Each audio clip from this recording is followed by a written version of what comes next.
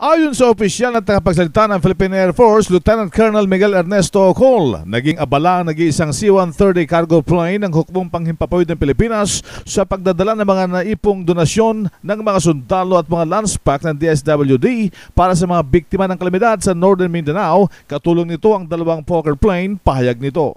Sa parte ng Air Force, we have delivered about 350,000 pounds of relief goods from various agencies na dinala dito para dun sa calamity victims.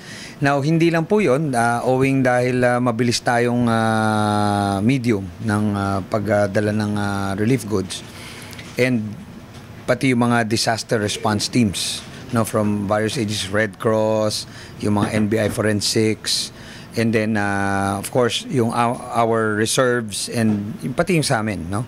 So yun po yung naging participation natin, and we're doing our best. Alam niyo, maganda ho dito is makikita rin natin that luck in the Lord is on our side. I would say that because yung aeroplano natin continuous, hindi siya nagbabag down, no. Na nag-iisang C-130 and dalawang Fokker. Sinabi pa ni Ocol na ilang oras pagkatapos na silantan ng Bagyong Sendong ang Visayas at Mindanao, kaagad na ginamit ng mga helicopters ng Tactical Operations Group ng Philippine Air Force na pinamunuan ni Major General Villarete. Okay, ito po ay driven ng 3rd Air Division under General Villarete.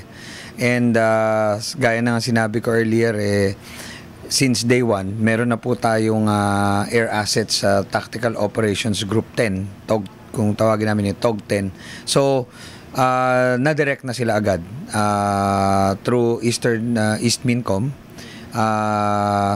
Yung mga nakarespond sila dun sa mga areas na kailangan nilang puntahan. And then, after a while, nung hindi na tayo nagfo-focus sa rescue, kasi nag-shift na tayo sa retrieval, tumutulong pa rin ang ating mga personnel doon, and ino-augment din ng other teams from the armed forces doon sa area. Si Lieutenant Colonel Miguel Ernesto Cole. Iyan ang RH News sa Villamor Air Base. RH 911 Bing Formento naglilingkod sa pagbabalita.